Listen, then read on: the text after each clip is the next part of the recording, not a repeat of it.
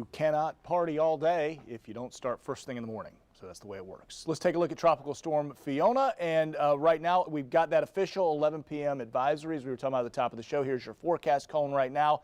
Intensity track still keeps it a tropical storm even into Monday. So it's going to have a hard time, not very favorable conditions that it's moving into.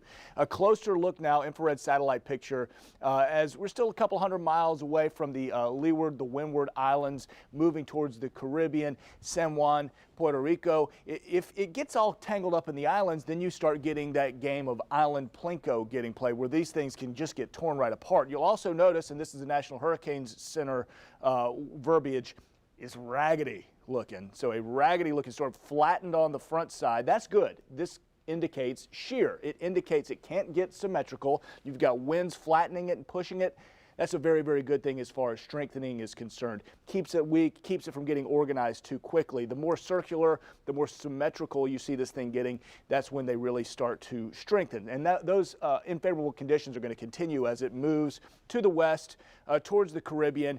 One of our friends right now is cold front, the cold frontal system, some troughs beginning to dig in across the eastern United States, the time of year, and you can really make that out right here. A frontal system that has drifted, the trough that has dug in and is lingering over central Florida right now. So all of these things coming together are going to help at least what current computer model forecasts indicate, and are coming together. Both the GFS, which is a very popular computer model you hear us talk about all the time, and if you're an at-home meteorologist, you've probably looked into the GFS, the global model, as well as the European model, the two that we lean on a lot. There's many others, and we look at those, and you get a consensus right now. This would be some 10 days out, a good recurve as it comes, and maybe even stays east of the Bahamas, staying several hundred miles away from the Florida Peninsula. That's the current forecast, but this is some 10 days out, and you got to remember, confidence 10 days out is, well, it's fairly low. But we'll take this while we can. This is the best information that we've got right now,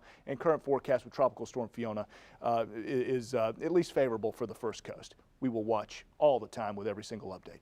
Let's look at St. Augustine, because I just love looking at St. Augustine. It's absolutely beautiful. We saw a rising tide right now. I also want to look at St. Augustine because on radar right now, it's where our lone local shower is. Notice the winds have shifted a bit behind this front. You've got the northeast wind coming in. That's going to be bringing showers off the beaches. We'll get some coastal showers even as early as tomorrow, and looking down, we're getting some happening Crescent Beach right now. If you're falling asleep to the dulcet sounds of rain falling on your rooftops, this is fine. It's nothing dangerous, no lightning to report, nothing severe with this, just a few showers even falling over Spuds and Hastings. There is our front.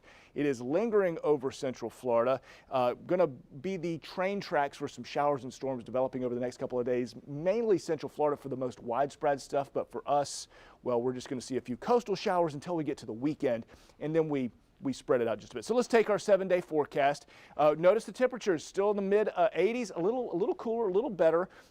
Rain chances, though, 40 to 60%, afternoon showers and storms until we get to Saturday, and then more of us will see it. We'll continue to track Fiona.